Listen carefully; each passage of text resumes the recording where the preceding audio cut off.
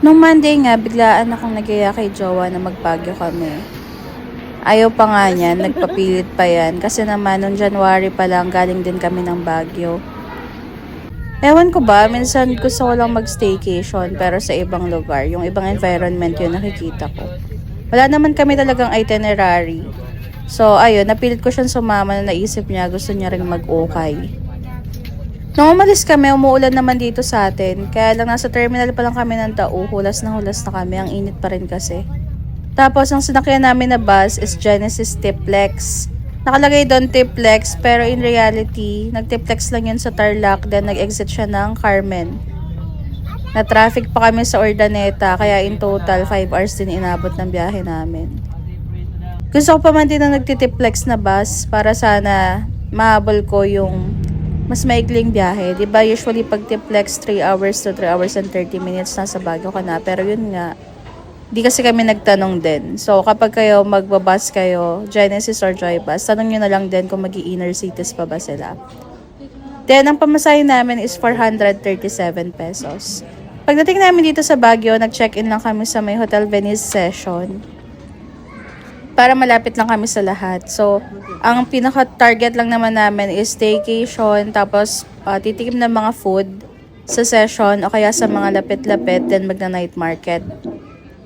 After namin mag-check-in, nag-decide kami na magmang-inasal na lang kasi para hindi na kami magta-taxi at di na rin kami lalayo dito sa session.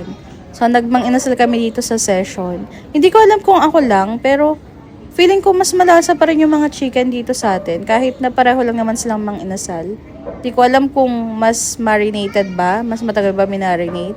Kasi kahit dun sa soup nila, yung parang sinigang na soup, nakukulangan din ako sa asin. Tapos yung nabigay sa amin na chicken, parang overcooked pa kasi ang dami-dami niyang itim. Parang sunog. Anyways, after no, nagpahinga lang kami sa hotel. Tapos, maghihintay lang kami na mag 9 PM para nga mag night market.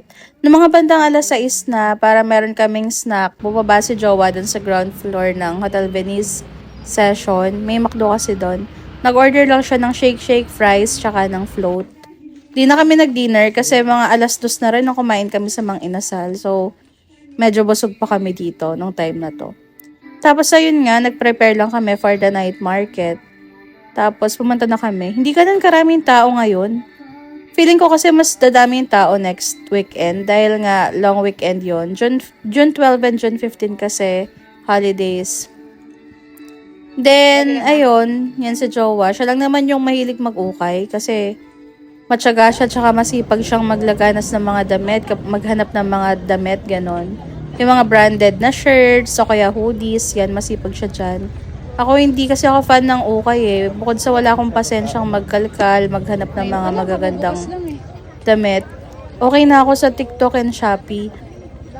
Basta nagagandahan ako dun sa damit or maganda siya pag suot-suot ko siya, okay na ako kahit hindi siya branded.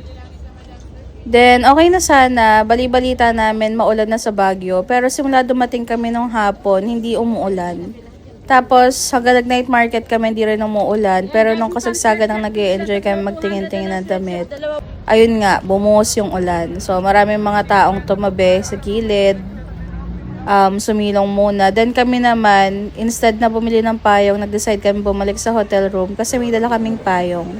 Yung dala nga naming payong, yung malaki pa. Alam niyo yung freebie sa Chowking? Yun, so galing kay kuya yun. Malaki-malaki yun. As in, kapag yung pinangtutungkod, kapag dinala ni Jowa yun, kahit siya lang yung may dala, covered kami dalawa. So, kaysa bibili pa kami ng maliit, pareho kami malaki. At least yun na lang. Isa na lang magdadala, tapos covered na kami dalawa. Then, bumalik kami ulit sa night market. Pero nung pagbalik namin, wala naman na rin kami masyado nabili. Kumbaga, bumalik lang kami kasi hindi namin siya tapos nalibot kanina, so hindi kami na-satisfy.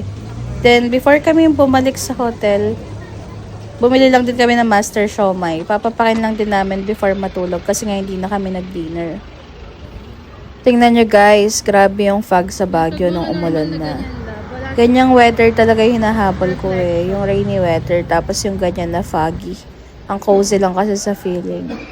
Then, eto na, nung pabalik na kami sa hotel, sa baba na kami, doon nga sa ground floor. So, bumalik na kami. Tapos, kakain lang kami niya ng master siomai, then magre-rest na kami.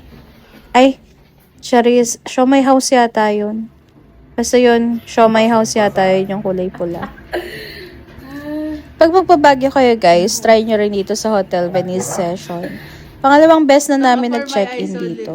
May itinerary man kayo or wala. Good thing na kasi na nasa city siya. So, nakagitna na kayo. Ano na siya, convenient na convenient. Tapos, nasa lower session lang siya, wala na masyadong maraming akyatan. Meron kasi, di ba, nasa city nga, nasa town kayo. Kaya lang, medyo mahirap pa rin puntahan kasi nga, alam niyo naman sa Baguio, paakyat, ganyan. Yung room pala na binook namin dito is Superior Queen. Pero yung una naming beses na nag-check-in dito, if I'm not mistaken, Deluxe Queen yun. So, mas malaki lang siya. Medyo may pa-hallway siya. Then, nandoon yung CR sa hallway. Ito namang room na to, as in kwadrado lang siya. Pero okay din siya.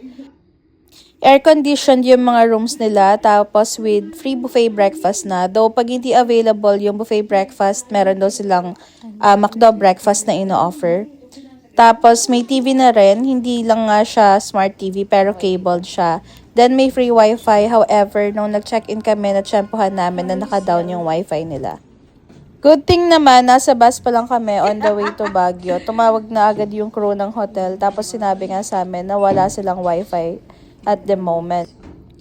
May data din naman sa room, pero yung dito na SIM, di siya masyadong malakas. So, malakas kapag Globe and TM.